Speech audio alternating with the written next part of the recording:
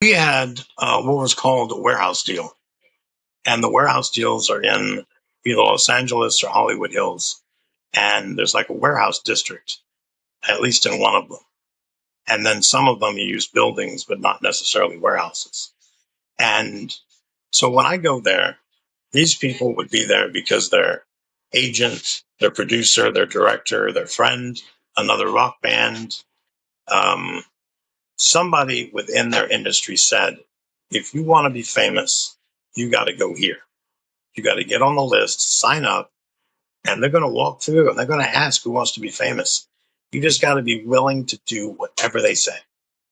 Like, don't be afraid to jump in there and say, I'll do anything, but mean it. Disclaimer. To the Pharisees and Karens out there. How dare you? All guests on this show do not reflect the opinions of the host. The purpose of this show is to have interesting conversations, stretch our minds, and grow. Not what we want. If you are looking for an echo chamber, viewer and listener discretion is advised.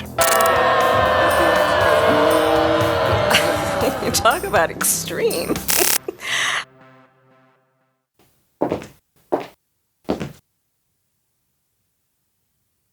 What is happening and what is up? Hold out your glass, because we're about to fill it up. Torches high. Look at it from a different perspective.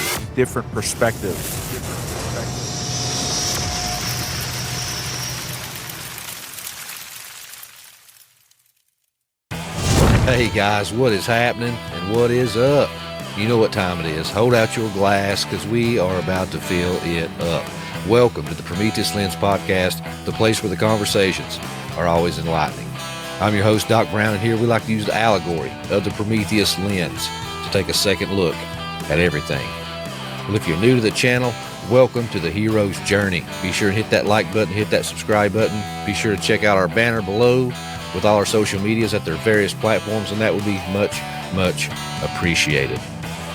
Well, guys, I got a returning guest, and this has been one in the works for a few months now. We've had some issues, devil getting in the way, but we finally just said, get behind thee, Satan, and we got it worked out.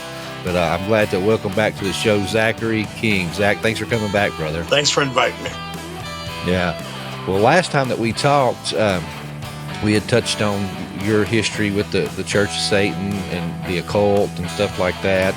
And you had mentioned that you would like to come back and talk about some of the back alley deals, like making Rockstars, the Faustian bargain, so to speak. And you actually have a book coming out, so I got a couple of things I want to talk to you about today. All right. Where do we want to go first? Well, just for those that missed that episode, or maybe a new listener or something, just go ahead and introduce yourself to the audience. Just give a little background. All right, the Reader's Digest condensed version. I started practicing magic, that's M-A-G-I-C-K, real satanic magic, when I was 10. When I was 11, I was the victim of a sexual assault at school, at the hands of a female teacher, who convinced me that it was my fault, so I couldn't tell anybody. When I was 12, I found a satanic coven. Didn't know that's what it was, but started going there, and they got me involved in child. And that was for 4.5 years. When I was 13, I officially sold my soul to the devil. Something that's impossible to do. But at 13, you're not the smartest tack. You're not the sharpest tack, I was like the sharpest marble. And I officially joined at 13. I committed my first assisted at 14. By 15, I had broken all 10 commandments. When I was 18, I graduated from high school, went to college, and went to join another satanic coven. Wasn't what I was looking for, but I had read a book during the summer that talked about the satanic coven that was out to rule the world, was working with the Illuminati, and went to Bohemian Grove. Now, I don't know what any of these terms are. I don't know what they mean.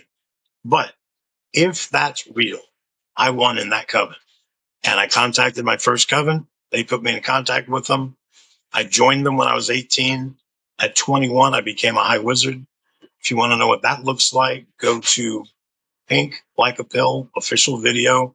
She has a high wizard in her video 4 times. There's also a picture of her on the red carpet with their arms around each other. So it's apparently somebody she knows. I was in that for 12 years. I worked with the Illuminati for 12 years. I did go to Bohemian Grove 18 times. It's open more times than just cremation of care in July. When I was 33 years old, I had enough and I escaped. I was paranoid about, I'd been told the only way to get out was to die. You can commit suicide, be murdered, or die of natural causes. But all three ways, I ended up in hell. Not where I wanted to go. So I kept going till I was about 40. And at 40 years old, I was working in a jewelry store kiosk in the mall. And this woman came up, buy a pair of gold hoop earrings. And we were about to finish the sale. And she says, actually, I'm shopping with my daughter. I'll come back when I'm done. I know most people that say that are lying. They're just, I'm going to go find it cheaper someplace else. But 3 hours later, she came back. We did the transaction. I handed her the receipt and I said, if you call the 800 number on this receipt and take a survey, you might win $1,000. She goes, that's great. I've got something for you too. And she reaches in her purse and I'm thinking, oh no, she's going to pull out a Jack Chick pamphlet, tell me that I'm sinning, and drop to my knees and beg for forgiveness. All this stuff I can't do because I sold my soul to the devil when I was 13. And instead, she pulls out this cheap gold-colored piece of tin. I mean, cheap. You could hold it up to the light, and the light shone right through it. And she said the weirdest thing I've ever heard. Now, I partied with Rockstars almost daily. So if you give somebody unlimited alcohol and drugs that can write songs and poetry, they will say some strange stuff. My example for that, it usually what I quote in my conferences, is Bow At the Bob by Kid Rock. When that song came out, that's what made Kid Rock a rock god. Small G god, of course. But that song went number one on the charts, number one on the radio, number one on MTV. Everybody loved the song Bow At the Bob. This song was better than however many songs come out that year. This was the top song. But the chorus of Bow At the Bob is bow to bow, to dang, diggy, diggy, up jumps the boogie. That's it. That's the best you got. That beat out 3,000 other songs that year. How is that possible? But when she opened her mouth to me, she said something stranger than bow to bow. She said, the Blessed Mother's calling you into her army. And I thought, Blessed Mother, Isis, Gaia, no idea who this is. Eventually, I come to realize that the Blessed Mother is the Mother of God, which is a very strange revelation for a former Baptist to have. When I realized that, Mary showed up. I was acutely aware of my 146 assisted. She took me by the hand, turned me around. Divine Mercy Jesus was standing behind me. I didn't know what Divine Mercy was. I just knew I had these rays of light shooting under me and over me and through me. And in that instant, I realized I did not sell my soul to the devil when I was 13. I realized that Jesus Christ was my Lord and Savior. I realized that all my magic, my New Age, my occult, and my Satanism was false, and everything Catholic was true. And the Blessed Mother told me my job was to help her end abortion. And I opened my store, my hand. I'm back in my mall, back in my store. We get 3 phone calls, one from a priest welcoming me to the faith, even though he would have no idea she was talking to me. Her daughter brought in a paper bag filled with why do Catholics do this or believe that, Catholic Bible, and like 125 Lighthouse Catholic media discs. From there, I started going to the Catholic Church the very next day. That was in January of 2008. The priest came over and blessed my house. They brought me a statue. And then I officially came into the church in May of 2008. I started working with St. Raphael Healing Roll Ministry. And then in 2010, I stepped out on my own with All Saints Ministry. And that enables me to, I've had probably about 250 conferences and about 300 interviews. I mean, that's a powerful testimony, Zach. I know the first time I heard it, I was in awe, and just to hear it again, man, I mean, that's powerful. That literally be pulled from the depths of hell and the grasp of Satan. Right. Well, you had mentioned, Pink and some of these pop culture icons and, Kid Rock. For those of us that's just, blind to that, atmosphere and that lifestyle and kind of what goes on behind the curtain, so to speak. Just cast some light and let us know some of your experiences and what that's exactly like. Well, we had what was called a warehouse deal. And the warehouse deals are in either Los Angeles or Hollywood Hills. And there's like a warehouse district, at least in one of them. And then some of them you use buildings, but not necessarily warehouses. And so when I go there, these people would be there because their agent, their producer, their director, their friend, another rock band, somebody within their industry said, if you want to be famous, you got to go here. You got to get on the list, sign up, and they're going to walk through and they're going to ask who wants to be famous. You just got to be willing to do whatever they say. Like, don't be afraid to jump in there and say, I'll do anything, but mean it. So I show up. Now, this is before computers. So I'm there with an entourage. There's a group of people all around me with clipboards that all have names on them. And when I get there, I'm dressed as the High Wizard and I'm walking through this warehouse. Some people actually show up with their entire band and they set all their band equipment up. I don't want to hear it. I don't care what it sounds like. None of what they play is what's important. Whatever they write, whatever their songs are, whatever their music style is, whatever their instruments are, none of that matters. None of that. Satan doesn't care. So as a result, the High Wizard doesn't care. I walk through and I ask, who wants to be famous? Everybody's hand goes up. So I walk over to a crowd of people and I'm like, what are you willing to do to be famous? And this is where people usually draw a line in the sand. They'll say, well, I would do anything to be famous, but nothing with children and nothing with animals. I leave them alone. Satan doesn't want the person that draws a line in the sand. That's not who he's interested in. Satan wants the person that's willing to jump in the mud and be drugged through it. You're willing to do that. Satan wants you. Satan designed you. So I keep going. And as I keep going, these names get taken off the list. Now they can try again in like a month or two. Sometimes it's 90 days. So in 90 days, you can come back and try this again. And then I keep going and I ask who wants to be famous. And all these hands are going up. Now you have to understand this warehouse is bigger than a super Walmart. And there's bins and stalls and rooms. And you have to check everywhere because there's no telling where people are going to be trying to sign one of these deals with you. And people are like warming up and I'm like, don't need to hear it. Don't care. But we've got all of our equipment. Don't care. What are you willing to do to be famous? Anything. Describe anything. Nothing with children, but anything else. And I just keep going. Or nothing with animals. No, just keep going. Some people, nothing that's gross. Sorry, you're never going to be a rock star. So I keep going. And, we're checking people off and checking them off and checking them off. And it's just, sometimes you're there for 3 or 4 hours. You're not done yet. 3 or 4 hours, you might have just covered a quarter of the warehouse. And you got to be there all day. You got to see all these people. You've got to determine who is qualified. And so you're going, they bring you lunch, they bring you drinks. You sit around. When I'm sitting around, nobody gets near me. I don't care what you want to tell me. Tell me when my lunch break is over. I don't want to be bothered. Then my lunch break is over. I get back up. I start going again. And I'm telling them, who wants to be famous? Who wants to be famous? Who wants to be famous? And everybody says they do. But when you give them that, what do you mean by anything? Nobody wants to be famous. Everybody has this, oh, no, I'd never do something like that.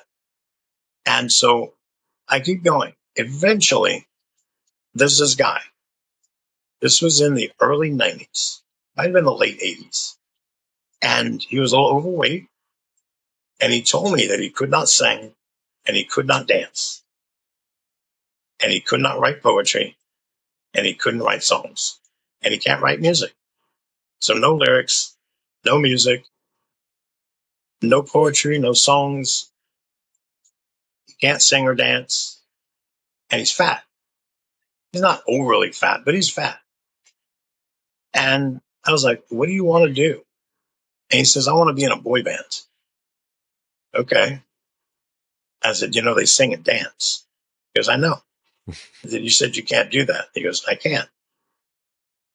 What are you willing to do to be famous? Anything. I was like, all right, I've just heard anything from 300 people, but notice I didn't sign any of them. So when you say anything, define anything to you. What does that mean to you? And he said, if you put me in a room with a horse and a naked 3-year-old girl, I'll have sex with at least one of them, both, if I think that's what you want. You're our boy. So I pull out what's called a tier 2 card. On one side of it is the New York skyline. On the other side is a phone number. I said, you call this phone number and you do whatever they tell you to do, and I'll see you on MTV in 6 months. If you're someone who still thinks the wild has secrets, who feels stories woven into the wind, this brand's going to hit home. The Soul Squatch makes Squatch-approved gear. I don't mean that lightly. This stuff is functional, yes, but it's laced with legend. It's for people who believe in what's out there and what it brings out of them. They're hats, beanies, stickers. They're designed by folks who live and breathe the myth. No gimmicks, just real outdoor gear with soul. Go to thesoulsquatch.com and find something made for fellow believers, wanderers, or anyone who still listens when the woods go quiet.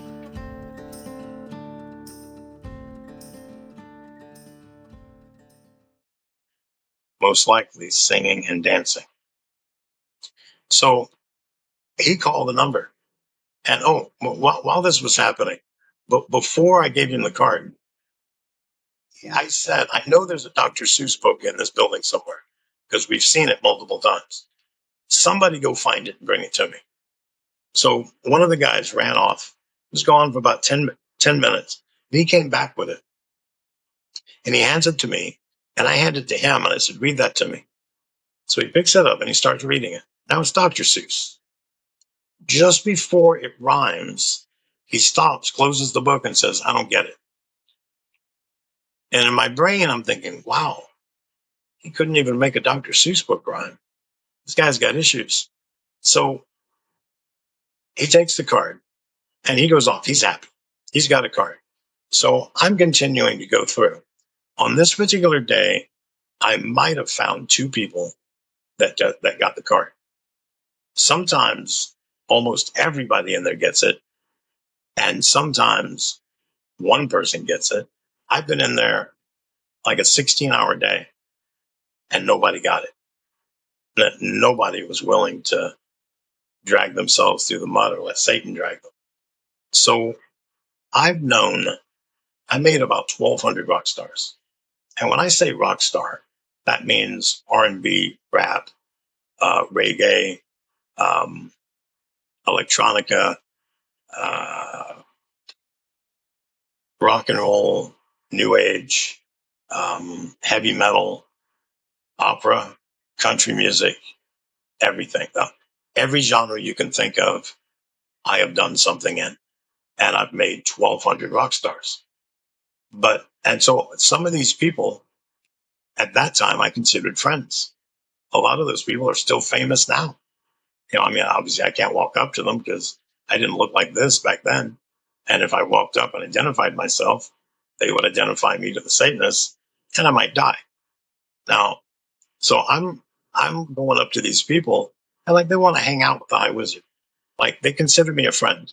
I got them into this. I gave them the card. I'm a super cool guy. So they invite me to their parties. And so it's famous rap stars, famous rock stars, like I said, of every genre. And I'm going to these parties. I'm having a good time. And the stuff that I see, there's utter craziness at some of these parties.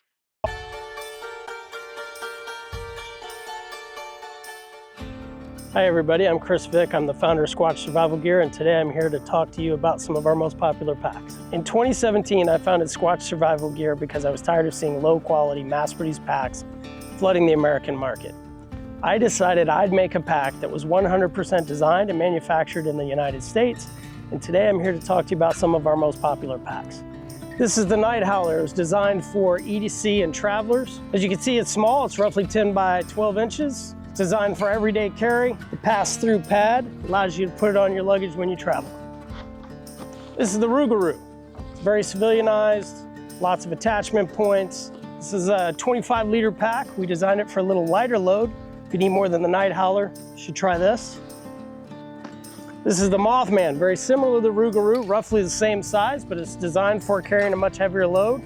The removable waist belt will help you carry that extra load. You've also got your retaining strap if you're going to take that on a travel trip. This is the Kakamora. This would be your first 72-hour pack, as we used to say in the Army. It comes with an internal frame, totally adjustable straps, heavily padded. You can carry heavy loads, carry lots of gear. This is the Rock Ape. It's a 45-liter pack. Same internal frame, same great padded straps that you like, with a few extra features. If you're wondering what's with all the crazy names, well, that's because finding 100% American made is as hard as finding Bigfoot in the woods. When you're ready to carry our packs, contact us at squatchsurvivalgear.com or any of our social medias.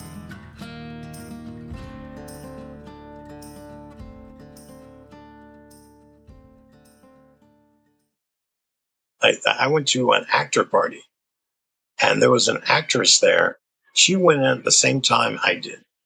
Like, her mom drove up in a station wagon and let her out and said, "Go have fun." And she runs inside and her mom drives away. And I recognized her because I had just seen a movie with her in it. And she's like, I don't know, 13, 14 years old. And I go inside. I end up finding that, to me, my favorite place to sit was either the leather couch or the leather recliner, but one that's plush and deep and, something you could almost fall asleep in if you sat on it. So I was sitting on this leather couch, and it gives me the vantage point to watch everything that's going on. And so I'm watching, and she walks up to a man and whispers in his ear. And he's got a drink in his hand. He says, "No." And so she walks up to another man and she says something to him. And he says, "Okay." And he goes into the back room with her, holding her hand. Are you a member of the All Access Pass? Oh. You'd be pretty cool if you did. Not only that, you get access to the rest of this episode because this is an All Access Pass exclusive episode. But hey, if this teaser wetted your whistle, and you want more, head on over to PrometheusLensPodcast.com and sign up for the All Access Pass, or click the link down in the description. Not only will you get access to this full episode, but you'll get access to a library of such tasty content that'll make your tongue slap the back of your brains out, son. Along with that, you'll get 48-hour early access to all future episodes, an ad-free listening experience on Spotify and Apple, and access to the monthly Q&As with authors and researchers. What are you waiting for? 5 seconds of courage can change your life. Click that link, baby. You'll thank me later.